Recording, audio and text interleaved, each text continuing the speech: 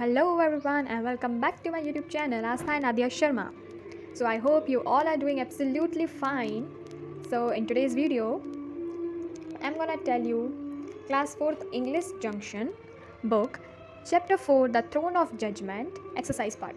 If you have not watched the previous video, link is in the description of playlist. You can watch and go. So let's start with our exercise part. Question and answers. The Throne of Judgment. Okay, explanation is over in the last video. I hope you have watched. The next. First question is, why was the city of Ujjain famous? What special skill did the ruler have? The city of Ujjain was famous because it was the capital city of Vikramaditya. He was a strong and brave king.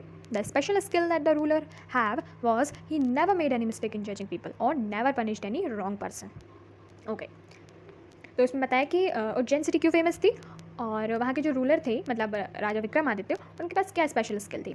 तो हमने chapter के starting में देखा था कि Ujjain city इसलिए famous थी क्योंकि वो कैपिटल सिटी थी विक्रमादित्य की और वो बहुत ही स्ट्रॉन्ग और ब्रेव किंग थे. उनके पास कुछ स्पेशल स्किल थी जैसे कि वो पीपल को जज करने में कभी भी गलत नहीं होते थे, वो हमेशा सही जजिंग करते थे. ओके, सो नेक्स्ट सेकेंड है, what happened on the day the shepherd boy sat on the mount. तो आंसर है इसका, the day the shepherd boy sat on the mount, two of his friend were fighting. He asked them not to fight but to tell their problem that he could settle it. He listen and solve the problem perfectly. Okay, तो उस दिन क्या हुआ था जब shepherd boy उस चट्टान के ऊपर बैठा था, मतलब उस बड़े से पत्थर के ऊपर बैठा था. तो उस दिन हुआ था ये कि जो उसके दो दोस्त हैं वो लड़ रहे थे. तो जो वो शेफर्ड बॉय था उसने उन दोनों से कहा कि तुम क्यों लड़ रहे हो, मुझे बताओ तुम्हारी प्रॉब्लम, मैं ज़रूर इसको सेटल कर दूँगा. Okay. Third, why did King Bhoj send his men to dig up the mound? What did they find? King Bhoj sent his men to dig up the mound because he heard about Shepherd Boy and thought that King Vikramaditya's throne of judgment must be buried under that mound. When they dug the mound, they found the marble throne.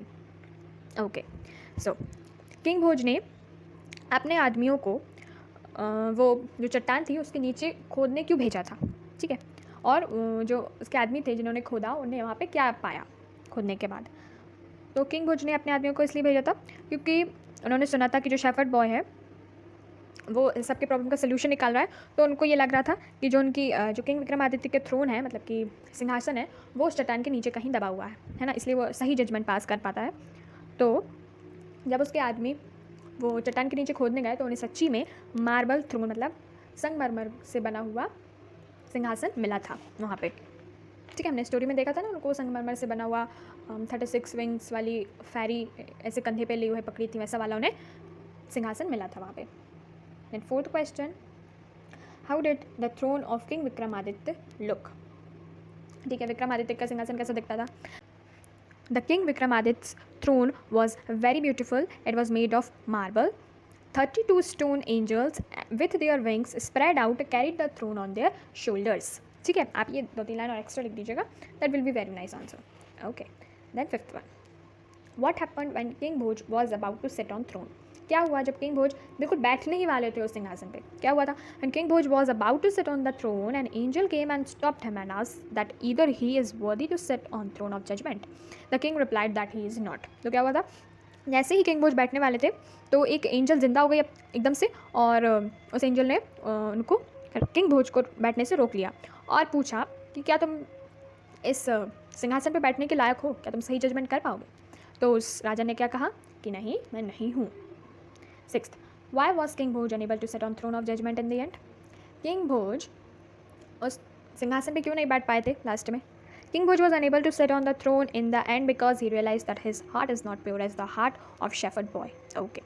तो king भोज उसके ऊपर सिंहासन के ऊपर इसलिए नहीं बैठ पाए थे क्योंकि उनको ये रियलाइज़ हो गया था कि उनका मन उस शेफर्ड बॉय मतलब चरवाहे की तरह पवित्र नहीं था. जितना पवित्र उस शेफर्ड बॉय का मन था उतना पवित्र राजा भोज का मन नहीं था. ठीक है, उनको ये रियलाइज़ हो गया था, इसलिए वो नहीं बैठे थे.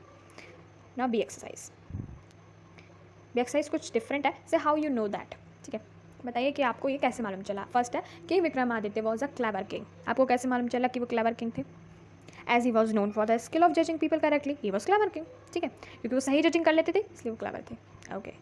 सेकंड है the shepherd boy became famous. Shepherd boy famous कैसे हुआ था? Because he use to solve problems of peoples, है ना। यही बात तो उसकी, जो शेफर्ड बॉय है हमारे यहाँ का, वो सारी प्रॉब्लम सॉल्व कर लेता है, इसलिए बाहर बाहर से भी लोग आने लगे थे प्रॉब्लम्स लेके। थर्ड है king Bhoj wanted to be a wise ruler, है ना। कैसे मालूम चला था? ऐसे मालूम चला था, he wanted to sit on the throne of judgment, है ना। नाउ फोर्थ है the shepherd boy was innocent. कैसे मालूम चला कि शेफर्ड बॉय इनोसेंट था?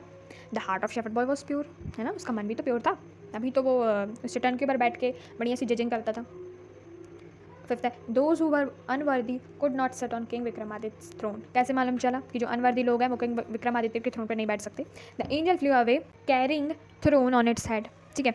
तो जो एंजल थी वो उस सिंहासन को लेके उड़ गई थी, है ना, क्योंकि वो अनवर्दी लोगों को अपने राजा के सिंहासन पर बैठने नहीं देना चाहती थी। तो चलिए, ये हो गया हमारा थिंक एंड आंसर। एक्सप्लेन कर देती हूँ मैं, आप खुद ही कर लीजिएगा। What lesson did the angels teach king Bhoj? King Bhoj को, जो वो परियां थी, वो एंजल्स थी, उन्होंने क्या लेसन उसको सिखा के गई किंग भोज को? ठीक है, ये आपको पता करना है। सेकंड है in what way was king Bhoj different from king Vikramaditya? Discuss in class. Okay, ये आपको क्लास में डिस्कस करना है कि जो किंग भोज थे वो किंग विक्रमादित्य से किस तरह अलग थे। ओके, ये भी आप बता सकते हैं, आई होप। नाउ नेक्स्ट है know your values, very important part for your life. In the text, we read that King Bhoj could not sit on throne because he was not worthy. He could not take what he did not deserve. Okay. तो text में क्या था कि जो king भोज थे वो सिंहासन पे क्यों नहीं बैठ सके थे? क्योंकि वो उसके लायक ही नहीं थे। He could not take what he did not deserve, क्योंकि वो उस थ्रोन पर बैठना डिजर्व ही नहीं करते थे। ठीक है, imagine that you have got back your English paper and you see that your teacher has given you extra marks for one answer, what will you do now? चलिए, इमेजिन कीजिए कि आपका इंग्लिश पेपर हुआ था, answer sheet मिल रही है आपको check होके, और टीचर ने आपको गलती से ज़्यादा मार्क्स दे दिए हैं, किसी आंसर पे ज़्यादा मार्क्स मिल गए, तो अब आप क्या करोगे? आपको यहाँ पे ऑप्शंस दिए हैं, 3 ऑप्शंस दिए हैं। I will tell the teacher about the extra marks. मैं अपने एक्स्ट्रा मार्क्स के बारे में टीचर को बताऊंगा कि आपने मुझे एक्स्ट्रा मार्क्स दे दीजिए, कहाँ करें आप, हटा दीजिए। Okay, I will keep quiet but feel bad about it. मैं चुपचाप बैठूंगा लेकिन मुझे बहुत बुरा लगेगा कि मुझे एक्स्ट्रा मार्क्स क्यों मिल गए। सी है I will ask my parents to write a note to the teacher. और नहीं तो फिर मैं अपने पेरेंट्स से बोलूँगा कि टीचर को नोट लिख दीजिए। मुझे तो लग रहा है A option, I will tell the teacher about the extra marks. मैं तो अपने टीचर को बता दूंगी कि आपने मुझे एक्स्ट्रा मार्क्स दिए हैं, तो आप प्लीज़ इन्हें रिड्यूस कर दीजिए, मेरे जितने ओरिजिनल हैं वो आप मुझे दे दीजिए, ठीक है। लेकिन कुछ बच्चे तो होंगे जो चुपचाप बैठे रहेंगे और अंदर ही अंदर खुश होंगे। बी ऑप्शन से भी रिलेट नहीं होगा उनका, तो क्योंकि उनको खुशी होगी कि मुझे एक्स्ट्रा मार्क्स मिल गए हैं, ये ओके। नाउ वैल्यू क्या है? It takes a lot of courage to tell the truth, but if we accept something that we have not earn, we will not be happy. Okay, बहुत ही हिम्मत और करेज चाहिए होता है सच बोलने के लिए, लेकिन अगर हम कोई चीज़ एक्सेप्ट कर लेते हैं जो हमारी ना हो और दूसरी की हो और हमने उसको रख लिया, तब हम उसको रख के कभी भी खुश नहीं हो सकते। ये बात याद रखिएगा। अगर आपने किसी का पेन, मान लीजिए किसी ने भी पेन चोरी कर लिया है, ठीक है, वो पेन रख तो लेगा लेकिन उसके बाद उसको बिल्कुल भी अच्छा नहीं लगेगा, ठीक है, वो इस्तेमाल कर लेगा उसका, लेकिन खुशी खुशी नहीं। जो वो अपने पेन के साथ करता था या अपने पैसों से ख़रीद के वो जो पेन के साथ करता था, वो हैप्पीनेस उसको नहीं मिलेगी, क्योंकि उसने दूसरे का पेन चुराया है, तो उसको उतना मज़ा नहीं आने वाला, ठीक है। तो ये था लेसन। अब चलते हैं हम ग्रामर पार्ट की तरफ, फेवरेट पार्ट। यहाँ पे आज हम एडवर्ब्स पढ़ेंगे, adverbs of manner, adverbs of time and adverbs of place, ठीक है। Now read these sentences. Vikramaditya ruled his kingdom wisely. Underline word क्या है? Wisely.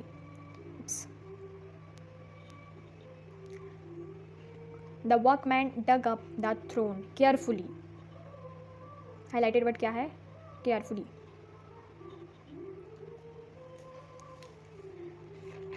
The king answered truthfully. तो 3 वर्ड है, वाइजली, केयरफुली और truthfully. The word in colours are adverb of manner. यहाँ पे आपको मैनर्स पता चल रही है। We use these words to say how action are done. अब ये जो वाइजली, केयरफुली और ट्रुथफुली, ये जो वर्ड्स थे, इससे आपको ये पता चल रहा है कि जो एक्शन चल रहा है वो किस तरीके से चल रहा है, कैसे चल रहा है। विक्रमादित्य अपने किंगडम पे कैसे रूल करते थे? वाइजली रूल करते थे, right. The workman dug up the throne. जो वर्कमैन थे उन्होंने सिंहासन को खोद के कैसे निकाला? केयरफुली, आराम से। द किंग आंसर्ड, किंग ने कैसा जवाब दिया? सच्ची सच्ची आंसर दिया था ना उसने, ट्रुथफुली। ठीक है, तो ये बता रहे हैं कि एक्शन कैसा हुआ था।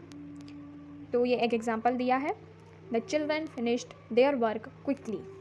बच्चों ने अपना काम जल्दी जल्दी ख़त्म कर दिया। कैसे ख़त्म कर दिया? जल्दी, क्विकली। ठीक है, तो यहाँ से आपको मालूम चल रहा है कि जो एक्शन है वो कैसे हो रहा है। अब इसी क्विकली की जगह हम लिख देते स्लोली, तो बच्चों ने अपना काम कैसे ख़त्म करा भाई? धीरे धीरे, स्लोली स्लोली ख़त्म करा। ठीक है, नाउ रीड दीज सेंटेंसेस। अब दूसरे सेंटेंसेस रीड करने हैं। ठीक है, many years ago Ujjain was a well known city. Ago है underline word, ago. Soon people got to know about the shepherd boy. Soon. The words in color are adverb of time. ये जो soon और ago जैसे शब्द हैं, ये आपको बता रहे हैं adverb of time. We use these words to say when the action happen or will happen. अब ऐसे जो शब्द होते हैं ago, soon, yesterday, tomorrow, ये बताते हैं कि जो एक्शन है वो कब हुआ था या कब होगा। ठीक है, पास्ट और फ्यूचर में आपको आंसर मिलता है कब हुआ था और कब होगा। एडवर्ब्स ऑफ टाइम में हमें ये मालूम चलता है। Ratna went to watch a film yesterday. जो रत्ना थी वो फिल्म देखने कल गई थी, यस्टरडे गई थी। ठीक है, या अगर यस्टरडे की जगह हम लगा देते टुमारो,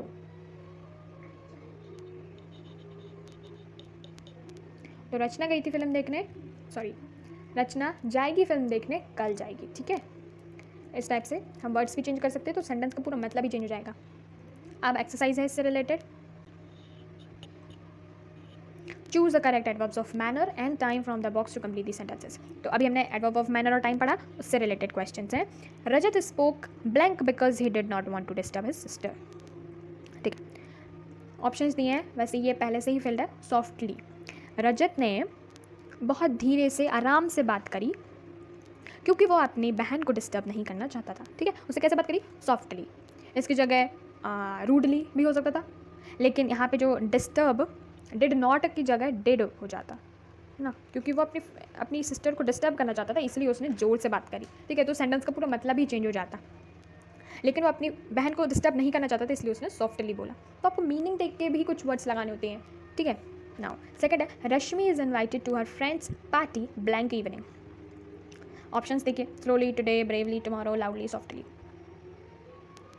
इसमें हम टुडे भी लगा सकते हैं, टुमारो भी लगा सकते हैं, दोनों वर्ड आ सकते हैं इसमें। ठीक है, Rashmi is invited to our friends party today evening. आज की शाम बुलाया है। ठीक है, रश्मि की फ्रेंड ने उसको। अब हम ऐसा भी बोल सकते हैं कि कल की शाम बुलाया है ना। नाउ थर्ड है, walk down the stairs blank don't rush और यू माइट फॉल। ठीक है, सीढ़ियाँ धीरे से उतरो, स्लोली। ठीक है, धीरे से उतरो, डोंट रश और यू माइट फॉल, नहीं तो तुम गिर जाओगे। इसकी जगह और क्या लिख सकते हैं? स्लोली तो हो गया, today, bravely, tomorrow, loudly, softly, ये नहीं आ सकते, स्लोली ही आएगा। ठीक है, सीढ़ियाँ धीरे से उतरो, ज़्यादा जल्दबाजी मत करो, नहीं तो तुम गिर सकते हो। ठीक है, next page. We will go to the post office blank to buy stamps. हम पोस्ट ऑफिस जाएंगे टू बाय द स्टैम्प्स।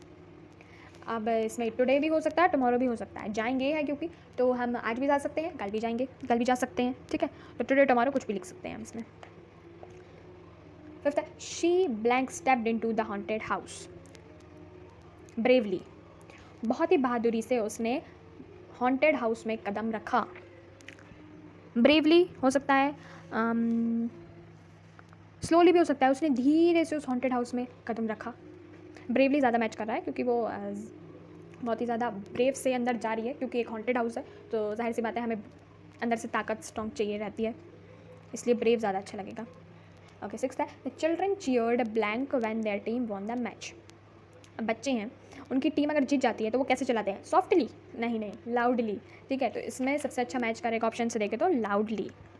ना वो स्लोली चिल्लाएंगे, ना वो ब्रेवली चिल्लाएंगे, ना वो सॉफ्टली चिल्लाएंगे, पर चिल्लाएंगे कैसे? लाउडली। चिल्लाना मतलब ही क्या होता है? ज़ोर ज़ोर से बातें करना, तो उसके लिए हम क्या यूज़ करेंगे? Loudly. It's common sense. Okay, now again read the sentences. Sheep and goats grazed there. Underline word क्या है? There. The angel flew away with the throne. Underline word क्या है? अवे। ठीक है.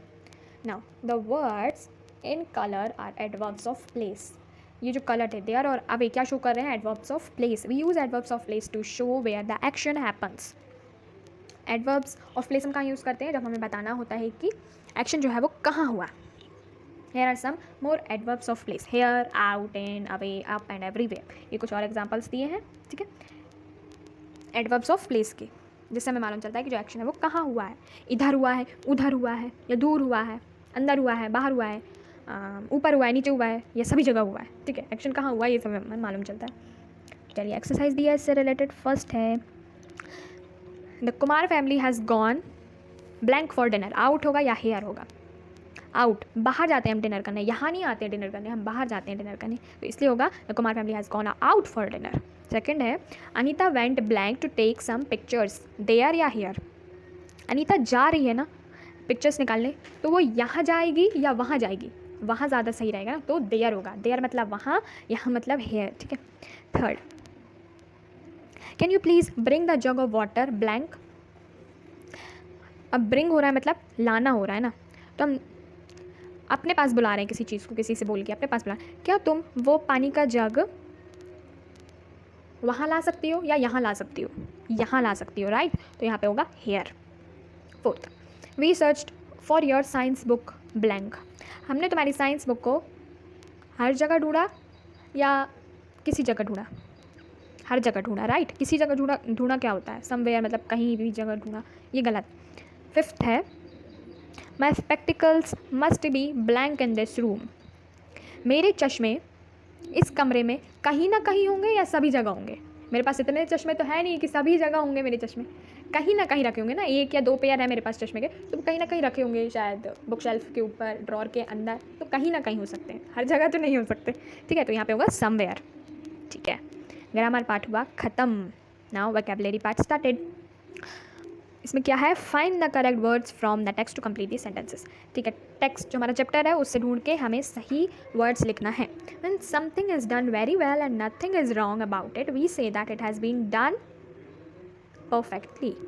जब कोई काम बहुत अच्छी तरीके से हो जाता है, उसमें कोई भी गलती नहीं होती है, तब हम उस काम को क्या कहते हैं? Perfectly done, right. Perfectly, 9 letters का परफेक्टली. ठीक है. सेकेंड है person who looks after sheep is called. जो पर्सन शीप्स, गोट्स की देखभाल करता है उसको हम क्या बोलते हैं? चैप्टर में पढ़ा ना, शेफर्ड. 8 लेटर्स का है shepherd, SHEPHERD. Third, when someone is happy with something one has done, one is with one's work. ठीक है, जब कोई व्यक्ति हैप्पी हो जाता है, खुश हो जाता है किसी के काम से, तो वो व्यक्ति कैसा हो जाता है? 9 लेटर्स का शब्द है, ऐसे शुरू होता है. सेटिस्फाइड है ना. जब वो खुश हो जाता है किसी के काम से तो वो सेटिस्फाई हो जाता है. SATISFIED, satisfied. संतुष्ट हो जाता है वो उस काम से, खुश हो जाता है. Fourth, small areas of land ruled by Kings और क्वींस आर कॉल्ड. 8 लेटर्स का है, के से शुरुआत होती है. जहाँ राजा रानी किसी भी लैंड पे या किसी भी स्मॉल एरिया पर रूल करते हैं उसको हम क्या बोलते हैं? उनका kingdoms. KINGDOMS, kingdoms.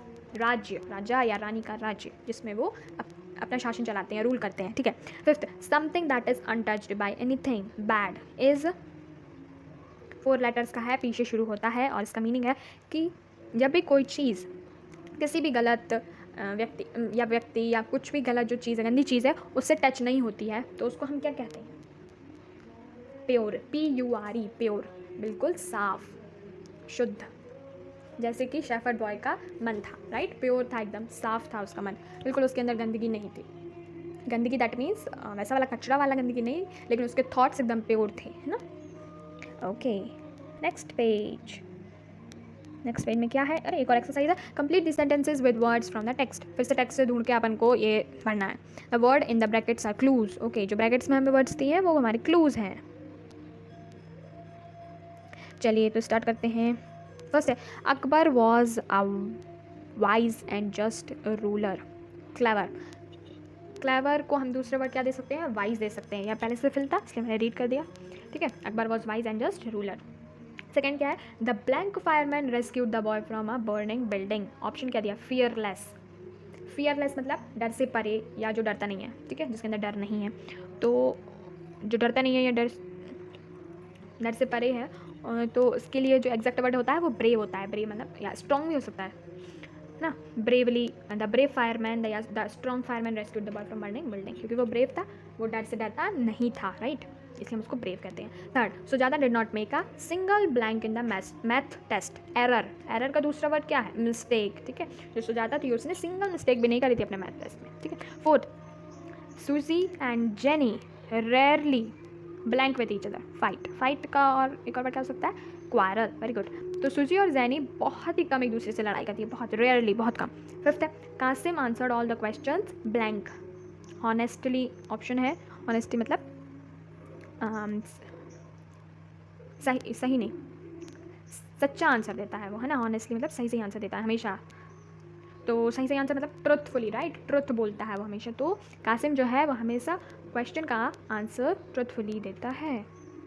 Sixth, Rita was blank with her role in her school play. Option क्या दिया है? प्लीज्ड मतलब कि किसी भी चीज़ से संतुष्ट हो जाना। सेटिस्फाइड भी हम बोल सकते हैं, और खुश, ठीक है। तो यहाँ पे हैप्पी लिखा है, आप सेटिस्फाइड भी लिख सकते हैं, दो option. Rita was satisfied with her role in school play, या Rita was happy with her role in the school play, ठीक है। हैप्पी, सेटिस्फाइड, प्लीज ये एक ही वर्ड होते हैं, ओके। ये कंप्लीट हुआ। Then punctuation, read these sentences. चलिए मेरे पीछे से Don't fight. What a beautiful throne! Okay stop. Read करा, ओके।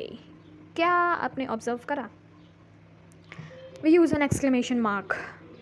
एक्सक्लेमेशन मार्क यूज़ करा और कोई स्ट्रॉन्ग फीलिंग जो है हमने व्यक्त करी। लाइक डोंट फाइट में हमने अपना गुस्सा या मतलब ऑर्डर चलाया किसी के ऊपर, डोंट फाइट, है ना। ये बोला लड़ो मत। Then what a beautiful throne में हमने क्या करा? हम बहुत ही सरप्राइज हैं, खुश हैं। What a beautiful throne! Right? O king stop वाले सेंटेंस में क्या करा हमने? गुस्सा करा किसी को या किसी को ऑर्डर दिया, ठीक है। ओ राजा रुको, है ना। तो इस समय क्या मालूम चला? एक्सक्लेमेशन मार्क हम कहाँ यूज़ करते हैं? To show strong feeling such as joy, surprise और anger. Sometimes it is used also after orders. जैसे मैंने आपको बताया था ना, जब हम किसी को ऑर्डर देते हैं तभी ये यूज़ होता है, या अगर हम खुश होते हैं, दुखी होते हैं, गुस्सा होते हैं, तभी यूज़ होता है। अब ये एक्सरसाइज दिया, प्लेस एक्सक्लेमेशन मार्क और full stop in the correct places in the sentences.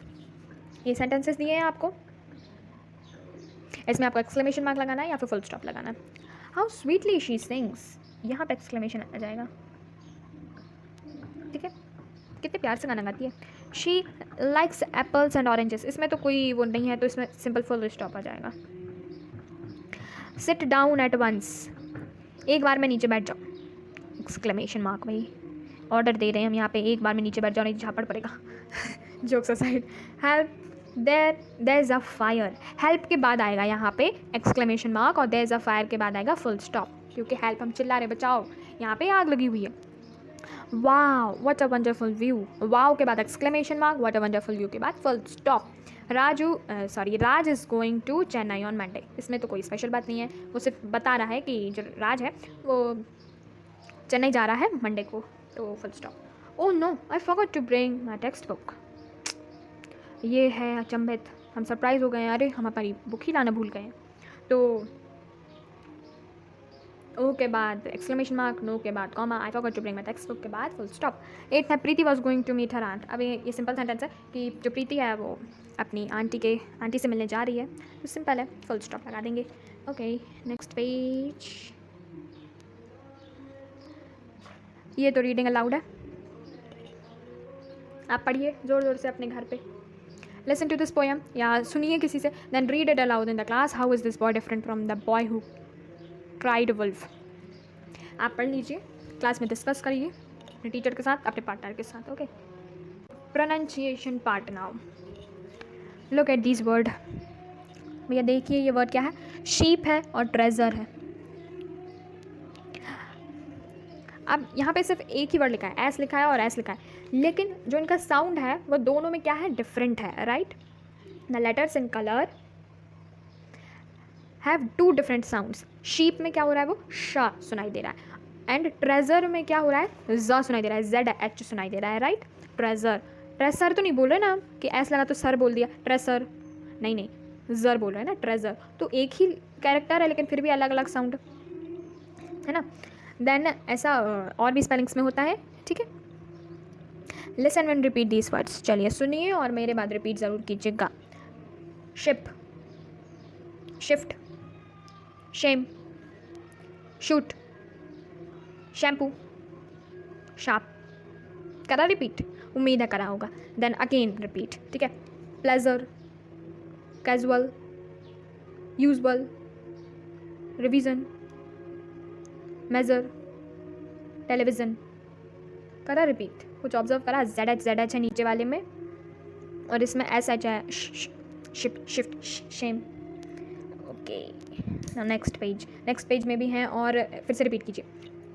Ship, treasure, shampoo, measure, shoot, vision, shame, usual, shift, pleasure, sharp, revision. Okay, again repeat. अब फ्रेजेस हैं, ठीक है, फ्रेजेस रिपीट करना है हमें। A big ship, a sharp knife, the usual shift, a bottle of shampoo, clear vision, measure the length. ठीक है, repeat करा। आपको क्या ऑब्जर्वेशन मिली खुद ही सोचिए। Now writing part, look at this picture and clues in your notebook. Write a story about how a few children cleaned a dirty park. ठीक है, ये आपको पिक्चर्स दिए हैं और नीचे ये छोटे छोटे स्टेटमेंट्स दिए हैं, ये आपके क्लूज़ हैं कि आप अपनी स्टोरी को कैसे शुरुआत कर सकते हैं और कैसे एंड कर सकते हैं। ठीक है, पिक्चर में क्या है, नीता है, राज और पीटर, ये 3 बच्चे हैं। ये किसी गंदे से पार्क में खेल रहे हैं। गंदे से पार्क देखना, कचरा पड़ा है पूरे पार्क में, तो वो खेल रहे हैं। ठीक है, ऐसे शुरुआत करना है आपको। मैं आपको एक्सप्लेन कर रही हूँ, आपको आपकी नोटबुक में इसकी स्टोरी ब्रीफ में ज़रूर लिखनी है। ठीक है, इससे आपका इंग्लिश जो है वो बहुत ही इंप्रूव होगा। अब सेकंड पिक्चर में क्या बोला है, decides to plant trees and keep it clean. अब वो गंदे पार्क में खेल रहे थे तो उनको कुछ आइडिया आया और उन्होंने प्लांट लगाने शुरू कर दिए और इस पार्क को साफ़ रखने का सोचा। अब उन्होंने और फ्रेंड्स को बुला दिया। ये 3 लोग थे, अब 5-6 जन हो गए हैं इस पिक्चर में। और क्या करा, ask friends to help clean up, plant new trees, water plants. ठीक है, अब क्या करा, आइडिया आया कि और फ्रेंड्स को बुलाते हैं और भी प्लांट लगाते हैं, उनको पानी देते हैं और पार्क को साफ़ करते हैं। ठीक है, अब इस वाली पिक्चर में क्या करा इन लोगों ने, लास्ट वाली पिक्चर में, park looks beautiful, more children play, put up science, must help की पार्क क्लीन। ठीक है, अब क्या हुआ, सफाई हो गई, पौधे वौधे लग गए, तो जो पार्क है वो बहुत ही सुंदर दिखने लगा। अब और भी ज़्यादा बच्चे आने लगे खेलने के लिए और उन लोगों ने एक साइन बोर्ड भी लगाया है यहाँ पे कि keep the park clean, park को क्लीन रखो। ठीक है, ऐसा साइन बोर्ड भी लगा दिए तो बाकी लोग भी कचरा नहीं करेंगे और वो हमेशा साफ रहेगा इस टाइप से। तो ये आप अपनी स्टोरी खुद ही ब्रीफ बना के लिख लीजिए बढ़िया से। I know you can do it. चलिए नेक्स्ट पेज में लाइफ स्किल है। Imagine that 2 of your close friends are having a fight. ठीक है, इमेजिन कीजिए कि आपके 2 क्लोज फ्रेंड हैं, उनके बीच में लड़ाई हो गई है। One of them borrowed the others notebook. ठीक है, किसी ने में से एक ने एक की नोटबुक जो है वो उधार ली थी। His little sister spilled some milk on it by mistake. अब जो 2 दोस्त थे उन लोगों ने, एक दोस्त ने दूसरे दोस्त से बुक ली थी, अब उसकी बहन ने क्या करा, उसमें दूध गिरा दिया गलती से, है ना। The 2 friends have asked you to help them solve the problem. अब उन दोनों दोस्तों ने क्या करा, तुम्हारे पास आए और कहा कि ये प्रॉब्लम सॉल्व करने में मदद करो या लड़ाई हो गई है। Now when they tell you what they are fighting over, you realise that both friends are right. अब जब उन्होंने बताया कि ऐसे ऐसे बात पर लड़ाई हुई है तो तुमको लगा कि दोनों अपनी अपनी जगह सही है। यार देखो, उसकी बुक थी, गंदी हो गई तो वो भी गुस्सा करेगा। अब उसने, जिसने बुक ली थी, अब उसकी बहन ने भाई गलती से दूध गिरा दिया तो उसमें क्या, उसकी क्या गलती। ठीक है, दोनों अपनी अपनी जगह सही थे। ठीक है, you do not want to hurt them, अब आपको उनको हर्ट नहीं करना था। So how will you solve the problem so that both friends are happy. आप उनकी प्रॉब्लम कैसे सॉल्व करोगे बिना हर्ट करे और वो खुश भी रहें, उनको आपका सोल्यूशन समझ में भी आ जाए, पसंद आ जाए। ठीक है, आप क्या करोगे। ठीक है, ज़रूर आप सोचिएगा, इसको आप लिखिएगा, फ्रेंड्स के साथ शेयर कीजिएगा। Now, my word bank, second last topic of our book. Chapter. Discover, first word क्या दिया है? डिस्कवर। ये वर्ब है, to find something that you did not expect to find. Discover एक वर्ब है और इसका मीनिंग है कि हम कुछ ऐसा ढूंढ लें जिसकी हमें एक्सपेक्टेशन ही नहीं थी। एक्सपेक्टेशन के बाहर जब हम किसी चीज़ को ढूंढ लेते हैं उसको हम डिस्कवर कहते हैं। साइंटिस्ट डिस्कवर करते हैं ना, राइट? तो वो हमारे पास उसका कुछ अता पता ही नहीं रहता है आम आदमी के पास, तो कैसी भी चीज़ कोई होगी दुनिया में, लेकिन वो उसको ढूंढ के, उसको नेमिंग करके और हमारे सामने प्रेजेंट करते हैं, फिर हमें मालूम चलता है। तो मतलब वो किसी अननोन चीज़ को हमारे सामने लाते हैं, उसको ढूंढते हैं, तो उसको हम क्या कहते हैं? डिस्कवर। एग्जाम्पल है, mother discovered an old doll of hers in a shoe box. जो मदर है उन्होंने एक बहुत ही पुरानी डॉल खुद की ढूंढी थी एक शू बॉक्स के अंदर, ठीक है? किसी ने नहीं देखा था पर उन्होंने उसको बहुत साल बाद ढूंढा। इसके सिमिलर वर्ड क्या हो सकते हैं? डिस्कवर की जगह आप क्या लिख सकते हो? स्पॉट लिख सकते हो, कम अपॉन लिख सकते हो, ठीक है? एक्साइटेड, सेकेंड वर्ड है एक्साइटेड। ये भी एक वर्ब है, to feel eager and happy. Excited मतलब कि बहुत ही खुश होना। पिछले चैप्टर में भी हमने एक्साइटेड वर्ड पढ़ा था, right? Preeti is very excited about the match tomorrow. जो प्रीति है वो बहुत एक्साइटेड है, बहुत ही हैप्पी है कल के मैच के लिए। सिमिलर वर्ड क्या हो सकता है? ईगर हो सकता है, एंथुसियास्टिक हो सकता है, हैप्पी खुद हो सकता है, एक्साइटेड हो सकता है, ठीक है? ये 3-4 वर्ड हो सकते हैं। क्वारल, क्वारल मतलब कि लड़ाई। अभी अपन ने ऊपर देखा ना, नाउन है ये। एंड एंग्री आर्ग्यूमेंट, आर्ग्यूमेंट हो तो चलेगा, नॉर्मल आर्ग्यूमेंट हो जाता है, बातचीत में होता है, डिबेट में होता है। लेकिन जब वही आर्ग्यूमेंट गुस्से में होता है, हम चिल्ला चिल्ला के किसी को बताते हैं, लड़ते हैं, तो उसको हम क्वारल कहते हैं। The two brother had a quarrel over a cricket bat. अब जो दो भाई थे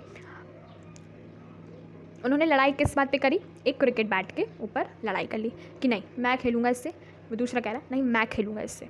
ऐसे लड़ाई हो गया, आर्ग्यूमेंट हो गया, क्वारल हो गया। सिमिलर वर्ड क्या हो सकता है? फाइट हो सकता है, वही झगड़ा हो रहा है, डिस्प्यूट हो रहा है, आर्ग्यूमेंट हो रहा है, ठीक है ना? वर्दी, फोर्थ वर्ड क्या दिया है हमें? वर्दी। ये एडजेक्टिव है भाई, ठीक है? डिजर्विंग या honourable. I think Aryan is a worthy candidate to be the captain of team. Worthy मतलब कि वो उस लायक है या वो उस पोजीशन के लिए सही है। ऑनरेबल है, माननीय है ना? डिज़र्विंग है मतलब कि ये वो डिज़र्व करता है, ये ओहदा उसके ऊपर सही है। तो यहाँ पे एग्जाम्पल क्या दिया है? मुझे लगता है कि जो आर्यन है वो कैप्टन बन सकता है, ये ही इज़ वर्दी। वो ये जो कैप्टन वाली जो पोजीशन है वो इसको डिज़र्व करता है, वो इस लायक है, ठीक है? सिमिलर वर्ड्स क्या है? फिटिंग, एडमायरेबल, है ना? डिज़र्विंग, ऑनरेबल, ये खुद दिया ही है मीनिंग में, ठीक है? तो आप ये भी लगा सकते हो, है ना? जब कोई व्यक्ति या कोई भी चीज़ किसी के अंदर फिट बैठ जाती है उसको हम वर्दी कहते हैं, ठीक है? ऑनरेबल माने नहीं। हमारे prime minister mister Narendra Modi honourable prime minister हैं, मतलब कि वो वर्दी हैं उस प्राइम मिनिस्टर की गद्दी पे बैठने के लिए, ठीक है? वो वर्दी हैं, ऑनरेबल है, इसलिए हम ऑनरेबल प्राइम मिनिस्टर ऐसा बोलते हैं ना, क्योंकि वो उस लायक है, ठीक है? नाउ नेक्स्ट, सबसे last part of our chapter, बड़ा ही मज़ा आता है इसको पढ़ने में, अमेजिंग इंडिया। इसमें हमको कुछ फैक्ट्स मालूम चलते हैं, ठीक है? रीड करते हैं। The peacock throne was a famous jewel throne that was made for Shahjahan. ये सिंहासन देख रहे हैं आप, ये सिंहासन, इसको हम बोलते हैं पिकॉक थ्रोन, ठीक है? ये जो कीमती ज्वेल्स होते हैं ना, कीमती मोती या जो भी कुछ होते हैं कीमती चीज़ें, उससे जड़ा है ये जो सिंहासन है, शाहजहाँ का सिंहासन है और ये बहुत ही फेमस है। This beautiful throne was set with rubies, garnets, diamonds, pearls, emeralds and other precious jewels. आधे से तो ये इसी में लिख दिए हैं, और भी ज़्यादा प्रीशियस ज्वेल्स इसमें लगे हुए हैं। रूबीज़ लगे, गार्नेट्स लगे, डायमंड्स, पर्ल्स, एमराल्ड्स, ये सब चीज़ों से जड़ा हुआ है ये सिंहासन, right? It was made over a period of 7 years and completed in 1635। 7 साल में ये पूरा कंप्लीट हुआ था इनका सिंहासन, ठीक है? और 1635 में कंप्लीट हो गया था। Sadly, India no longer possesses this beautiful throne as it was taken away by Persian king Nadir Shah in 1739 and has been lost ever since. अब भाई ये दुख की बात है कि इंडिया के पास अब ये नहीं है। क्यों? क्योंकि ये पर्सियन किंग नादिर शाह के द्वारा चोरी हो गया था, मतलब चोरी कर लिया था इनने, छीन लिया था हमसे, चोरी तो नहीं करता पर छीन लिया था 1739 में, ठीक है? तो अब ये हमारे पास नहीं है और तभी से ये गायब है, हमें मिला ही नहीं है कि कहाँ है, कैसा रखा है नादिर शाह ने, हमें कुछ नहीं मालूम इसके बारे में। ऐसा होता है। ऐसी बहुत सारी चीज़ें जो बाकी राजाओं, अदर देश के राजाओं के द्वारा छीन ली गई हैं, हमारी थी। इसलिए तो हमें हमारे भारत देश को क्या सोने की चिड़िया ऐसे क्यों कहा जाता था? ऐसे नहीं कहते थे, क्योंकि ये सब थी चीज़ें हमारे पास, नेचुरल चीज़ें, इतनी महंगी महंगी ज्वेल से बनी हुई चीज़ें। अगर ये सब उस वक्त चोरी नहीं हुई होती तो आज जो हमारी करेंसी है वो बाकी देशों की करेंसी से भी ज़्यादा वैल्यूबल होती है, राइट? ओके, नो प्रॉब्लम, जो होना था वो हो गया। It was past, now we are in present, now we are building up our nation again, we are in the process. Okay, so hope so आपको ये वीडियो बढ़िया लगा हो, बहुत पसंद आया हो, आपको जो एक्सरसाइज है वो समझ में आई हो, इस चैप्टर की एक्सप्लेनेशन के साथ समझ में आई हो, बहुत ही अच्छी बात है। नेक्स्ट वीडियो में हम पोयम करेंगे फ्लाइंग काइट, ठीक है? अब हमारे 2 चैप्टर हो गए हैं, 2 चैप्टर के बाद हमारी पोयम आ जाएगी, ठीक है? उसका नाम है फ्लाइंग काइट। तो हम नेक्स्ट वीडियो में करेंगे। तो उस वीडियो में हमारा दोनों मर्ज रहेगा, एक्सप्लेनेशन भी होगी उसी में और एक्सरसाइज भी उसी में होगा, तो don't forget to watch it, ठीक है? इसके 2 पार्ट नहीं होंगे, याद रखिएगा, दोनों चीज़ें एक ही साथ होंगी। ओके, सो वीडियो अच्छा लगा तो लाइक बटन दबा दीजिए और ऐसे कंटेंट के लिए सब्सक्राइब कर दीजिए और अपने दोस्तों के साथ भी शेयर करना ना भूलिए। Bye bye, take care, study well.